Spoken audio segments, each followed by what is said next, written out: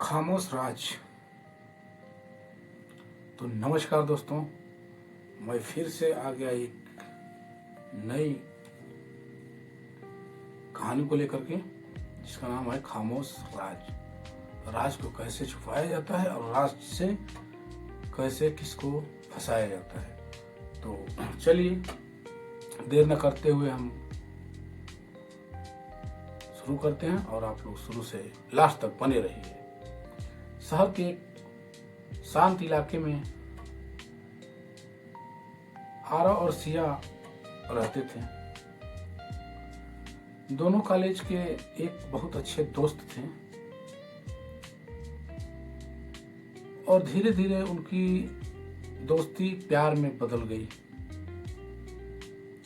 और आरव बहुत समझदार और शांत स्वभाव का लड़का था, जबकि सिया थोड़ी रहस्यमयी थी।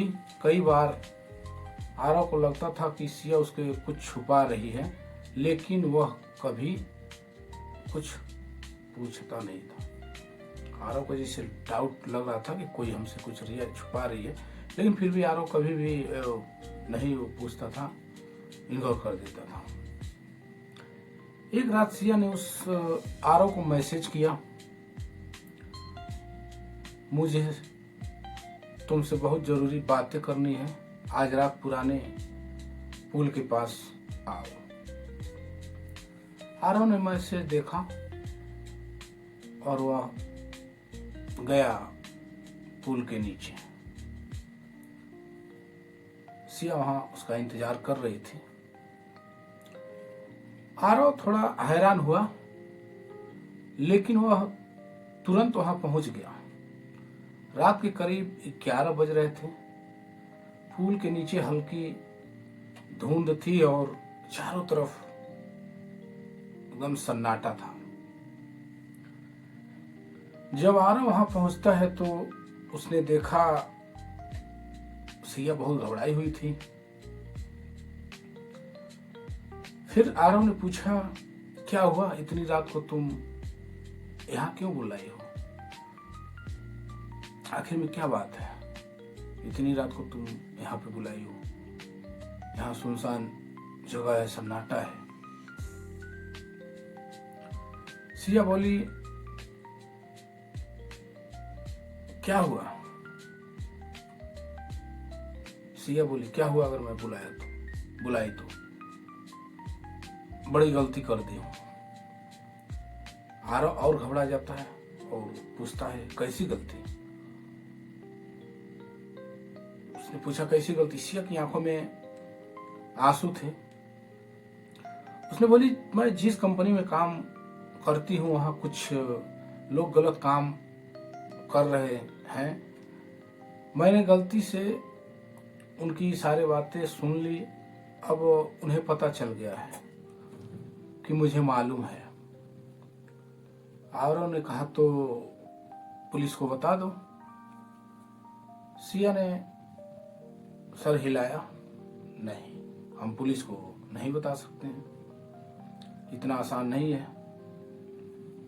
पुलिस को बताना, वो लोग बहुत खतरनाक आदमी हैं।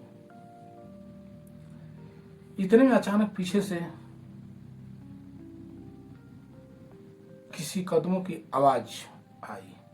जैसे नहीं लगता है कि कोई आ रहा, आहट मिली। दो आदमी अंधेरे में थे और अंधेरे से बाहर आए। उनके चेहरे पे नकाब था।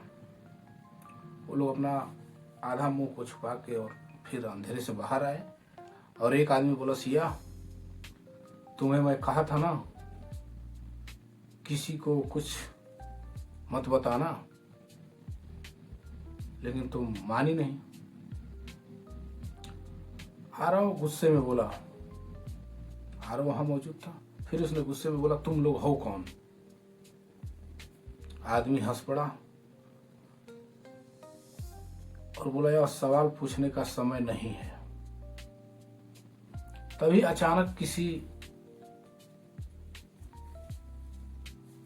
अचानक सिया ने आरव का हाथ पकड़ लिया और धीरे से कहा, आरव भागो। उसने बोला तुरंत कि आरव भागो। लेकिन देर हो चुकी थी। अचानक सायरन की आवाज गूंजने लगी। चारों तरफ पुलिस आ गई।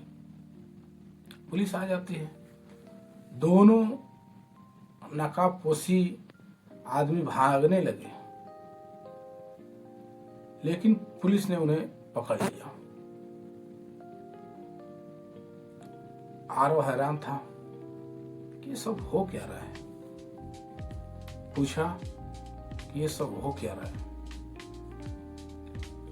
सिया हल्की मुस्कुराई और बोली, मैं पिछले 6 महीनों से इन लोगों पे नजर रख रही थी। असल में मैं क्राइम ब्रांच के साथ काम कर रही थी। आरव चौंक गया।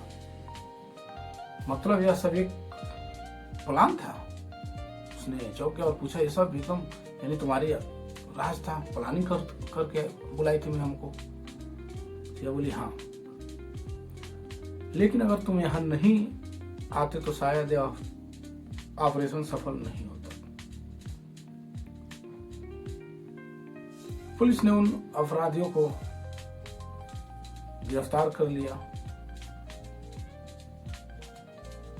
कुछ दिन बाद अखबार में खबर छप रही है, शहर के बड़े क्राइम गिरोह का पर्दाफाश हो गया। आरव ने सिया की तरफ देखा और मुस्कुराया और कहा, अब तो कोई राज नहीं है ना? सिया हंस पड़ी और बोली, अब सिर्फ एक राज है कि तुम मुझे कितना पसंद करते हो। और उस रात के बाद उनकी जिंदगी में रहस्य के जगह सुकून आ गया। तो दोस्तों, ये कहानी कैसा लगा जरूर आप लोग कमेंट सेक्शन में बताइएगा, और नए हैं तो चैनल को जरूर सब्सक्राइब करिएगा, और ऐसी नई कहानी सुनने के लिए हमारे चैनल से आप लोग जुड़े रहिए। तो देखिए, यही होता है साजिश और प्लान। तो सिया ने कितना हिम्मत दिखाया और पर्दाफाश किया और एक बहुत बड़ा गैंग गिरोह को पकड़वाया। तो आप लोग बताइए कैसा लगा। तब तक के लिए बाय बाय, जय श्री कृष्ण, राधे राधे।